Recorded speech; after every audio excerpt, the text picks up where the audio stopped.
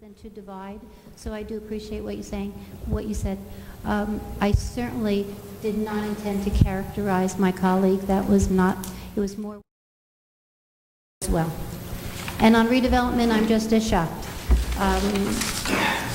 The way things were supposed to go were that the redevelopment team we were supposed to meet on June 6th, I think was our date for our last planning board meeting. They were on our schedule, on our agenda. They were going to meet with the Historic Preservation Commission first because they were deeply involved with this application every step of the way. They were going to meet first because they were meeting on the same evening and then come to the planning board. It turned out it was not on the planning board agenda, but they still did meet with the Historic Preservation Commission. They're scheduled to come back to the planning board on July 11th. You're welcome to come because we are just as shocked with the changes that were presented. And we don't even know. You know, here I'm reading them in the patch. So I didn't know myself that those changes were being made.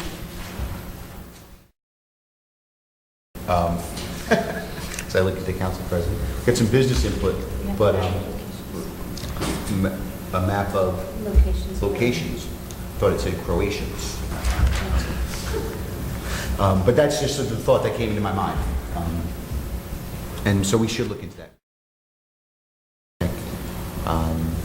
The Prism issues, notwithstanding the fact that I won't be on the council in another month, I still think that I'm not going to jump to any conclusions until the planning board review, because any issue that relates to site plan, whether it's reconfiguring units, size of units, what have you, that's going to have to be approved by the planning board.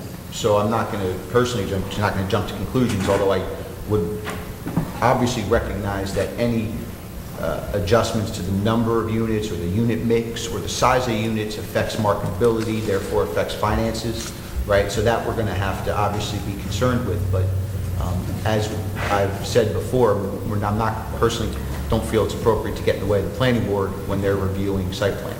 So I'm not going to jump to a conclusion until the planning board's done with its review. Redevelopment, Mr. Simpson talked about redevelopment. I do have concerns. I did read the article that he cited about any alterations and changes to the vision that we discussed.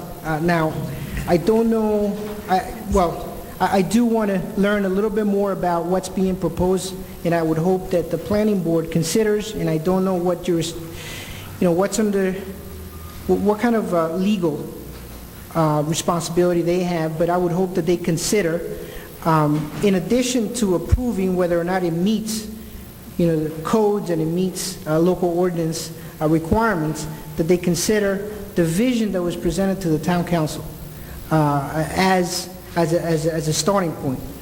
We have to be careful that we don't deviate from that. That's really important because, and I'm sure that that's going to come up before us again in the form of the bond issuance and bond ordinance, and it's at that point that the council will have a little bit more say in this process.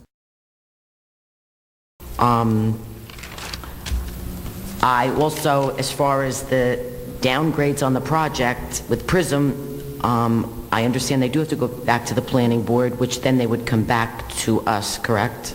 After that, or no? Do they come back to? That was one of my concerns. Well, I'm a little concerned about that because, like Councilman, again, I keep saying Councilman Cirillo, but we did approve this with a vision that was presented to us. So I can only imagine that if the planning board changes the unit mix or the size of the unit or anything that might affect financial arrangements, the financial arrangements would have to be approved by us. But we obviously, as we discussed, we don't have site plan approval for the project. right, they do. Right. Financial.